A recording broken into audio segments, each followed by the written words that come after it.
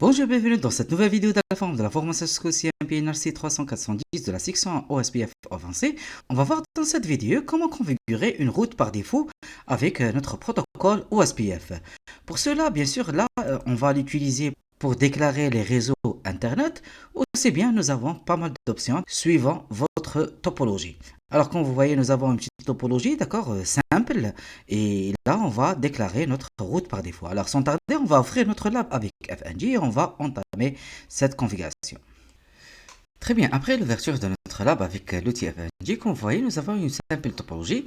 Alors là, l'objectif, c'est de voir comment divulguer ou comment propager notre route par défaut, d'accord?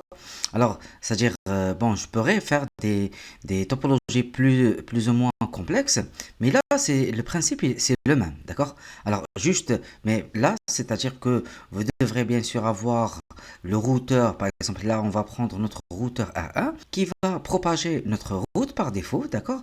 Et sachant que notre routeur R1, soi-disant, il est relié à Internet, par exemple, d'accord?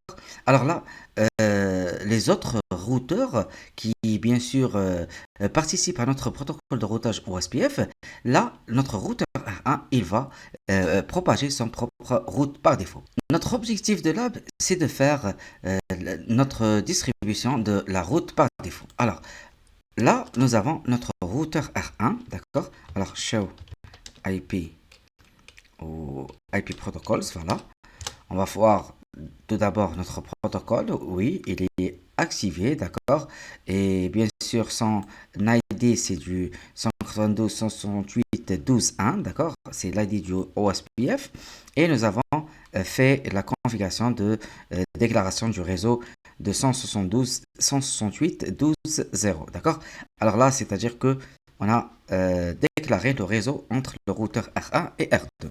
De la même, bon, sur notre routeur R2, alors show IP protocol, voilà, vous voyez que effectivement, il a ce genre de protocole. Alors, si je vais faire show IP protocole, d'accord, et là, je vais faire un database, d'accord, pardon, show IP OSPF, d'accord. Et là, je vais faire par exemple le neighbor. Voilà, vous voyez que j'ai mon voisin. Très bien. Alors, show IP route. Show IP route. Très bien. Alors, vous voyez que j'ai une interface loopback c'est notre sortie pour la route par défaut. Et bien sûr, et là c'est une remarque qu'on doit la mettre, c'est que pour faire la distribution de la route par défaut via notre protocole OSPF, vous devez, cette routeur, il devra avoir une route par défaut. D'accord? Alors, comme vous voyez là, notre route par défaut, elle est directement connectée à notre loopback. Bien sûr, on a la commande, on a fait la commande simple de la route par défaut. Alors, showrun. Alors, juste pour vous montrer notre route par défaut. Voilà. Et là, c'est la route par défaut qui est installée sur mon routeur R1.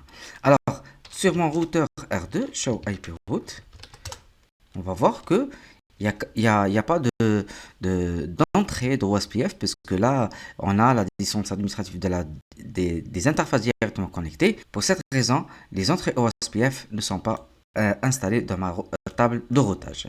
Alors, ce que je devrais faire, par contre, je vais faire la distribution de cette route par défaut. Alors là, je suis dans le routeur R1 et par la suite, je vais faire... Voilà. Alors, la commande, c'est default, d'accord? Alors, j'ai information, d'accord? Information, pardon. Et par la suite, qu'est-ce que j'ai originate, d'accord? Très bien. Alors là aussi, je peux faire des options. Et là, par exemple, je peux faire de always, de metric, c'est-à-dire là, il va faire le metric, default metric de OSPF. J'ai aussi metric type et le route map. D'accord? Très bien. Alors pour notre cas, on va faire default information originate et je vais activer cette commande sur mon routeur R1. Alors, ce qu'on devrait voir avec notre routeur R2, normalement, normalement, on devrait avoir une route, d'accord? Et là, vous voyez que j'ai une entrée de OSPF. Et là, j'ai le étoile qui disent que c'est une route par défaut. Et le E, c'est-à-dire que c'est une externe route, d'accord? Alors, on peut vérifier aussi avec une autre commande pour dire quel est le type de cette entrée, d'accord? Alors, show IP OSPF database, d'accord?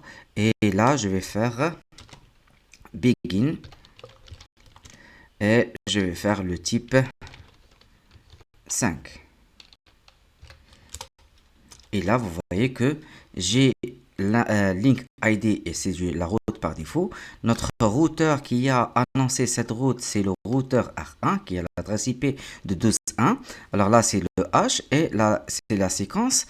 Et là, c'est par rapport au checksum. D'accord? Très bien. C'est-à-dire là, cette route ou ce paquet de LSA, il est déclaré avec le type 5 comme External Link State, comme on a déjà vu dans la vidéo précédente. Voilà ce qu'on peut avoir avec ce lab. Merci pour votre attention et je vous donne rendez-vous pour la prochaine vidéo.